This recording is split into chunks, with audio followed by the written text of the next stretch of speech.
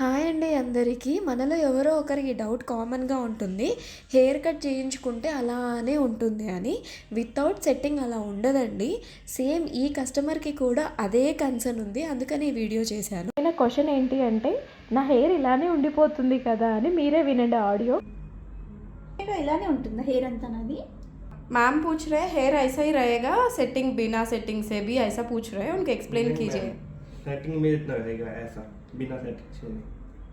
తను ఏమంటున్నాడంటే మీకు హెయిర్ వాష్ చేసుకుంటే స్టైలింగ్ పోతుంది, మీకు చేసుకున్న హెయిర్ కట్ అన్నది అలానే ఉంటుంది అని తను చెప్తున్నాడు. అంటే హెయిర్ కట్ ఉంటుంది, స్టైలింగ్ అంటే మీకు ఏదైతే స్టైల్ విన్నారు కదా అండి, తినది కూడా సేమ్ కన్సర్న్ అన్నమాట. స్టైలింగ్ కూడా ఎలా ఉంటుందో అలానే ఉండిపోతుంది అని అలా ఉండదు. ఎందుకు అంటే హెయిర్ సెట్టింగ్ చేసినప్పుడు మాత్రమే అది కర్లీ హెయిర్ అయినా టర్న్ అవుతుంది స్ట్రైట్గా. అంటే దాని సెట్టింగ్ ఉన్నంతసేపు మాత్రమే బ్లో స్టైలింగ్ ఉంటుంది. హెయిర్ కట్ అన్నది మీ ఒరిజినల్ హెయిర్ టెక్స్చర్లో ఉన్నది ఉంటుంది అది. అండ్ ఇంకొక డౌట్ ఏంటి అంటే హెయిర్ వాష్ ఎందుకు చేస్తారు అని. హెయిర్ వాష్ చేయకపోతే మీ హెయిర్ కోమ్ చేసినప్పుడు పుల్ అవుతుంది కాబట్టి పెయిన్ అవుతుంది. ఇందుకోసమనే హెయిర్ వాష్ అయితే ఖచ్చితంగా చేసి హెయిర్ కట్ చేస్తారు. ఇదేనండి.